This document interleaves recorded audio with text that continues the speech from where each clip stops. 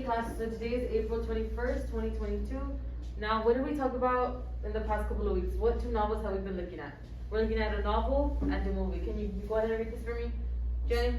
Students will be able to comprehend and compare the novel, The House on Mango Street by Sandra Cisneros, and the movie, The Color Purple. So what is one prominent thing that we notice in all of these, in the film and the novel? What is our theme? What is our theme in these? You can go ahead and look up on the board. Coming of age. Coming of age. So when it's telling us coming of age, one thing we can notice more prominently in the novel, in the beginning, we know that in the novel, the main character of Mango Street, she is in a poor neighborhood and so forth. Now, what does she encounter whenever she enters that neighborhood in Chicago? What does she encounter?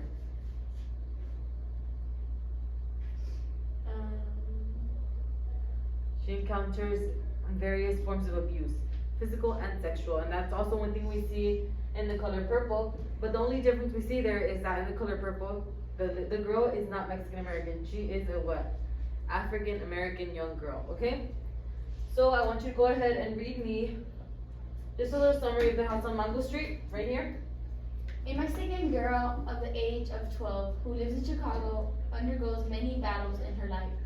Through the norms that her own culture carries around, the hardship Esperanza encounters shapes her into the woman she always aspired to become. Okay, so just like I just mentioned, one of the hardships that she went through was just moving into predominantly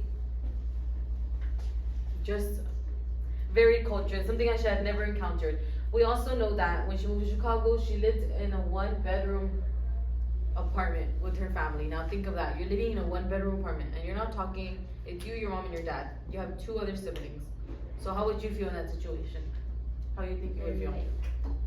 Like close. Very good. Clustered, right? So it was very difficult for her. Okay, so in The Color Purple, Sally, a 14-year-old girl who's African American, is forced into marriage by her father. The man's name was Alfonso. In the marriage, Sally suffers in various ways.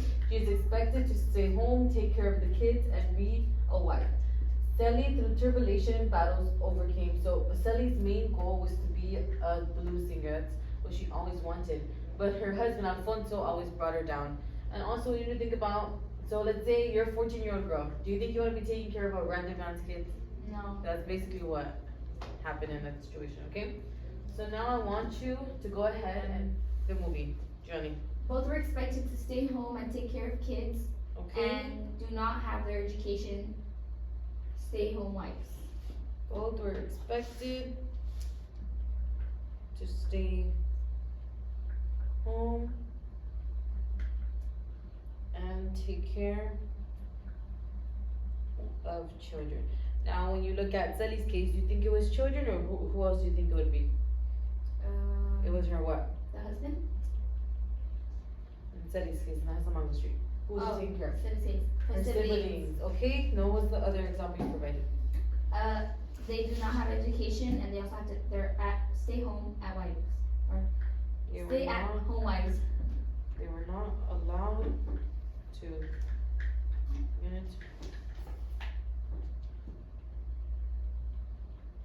Okay, so we're looking at the roles of women, but do you think that Sally and Esperanza, do you think they let themselves be put down by men and the norms in the society? No, they overcame, right? Okay, so let's go and continue. Now we're going to do a Venn diagram of Esperanza and Sally, okay? Now, Esperanza, we know that it's from the house of Mango Street, so I want you to go ahead and provide me with a couple of examples. We're going to do them together, okay? Okay. Now, can you tell me about Sally?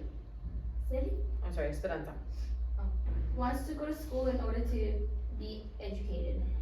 Okay, so we know she wants to go to school, okay?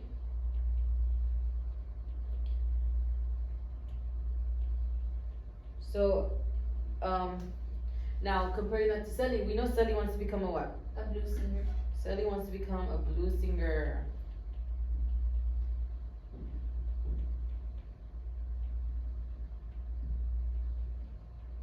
Okay, what other difference can you provide me for Esperanza? For Esperanza, she's a Hispanic 12-year-old in Chicago. Yeah, so we know she's a Hispanic 12-year-old girl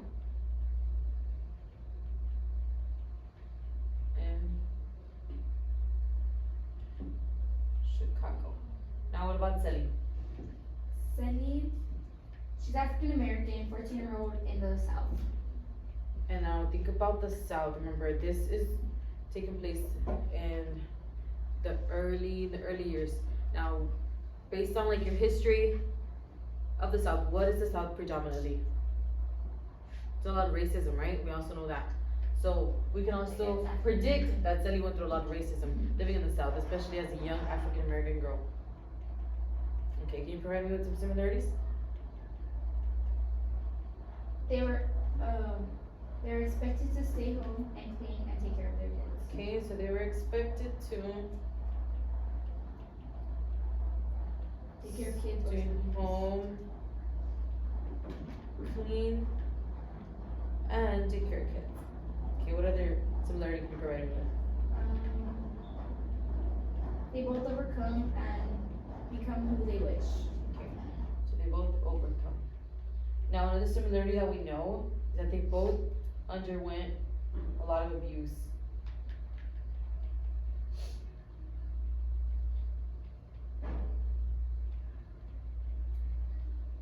Okay, so you're gonna go ahead and save this. This is what's gonna take you in order, so once we go to the assignment, you're gonna go ahead and follow this. Got it? Okay. Now, very importantly, I want us to make a text-to-text prediction. And I know recently we were talking about, personally, a novel that I read when I was in high school. It's called A Doll's House. So we have A Doll's House by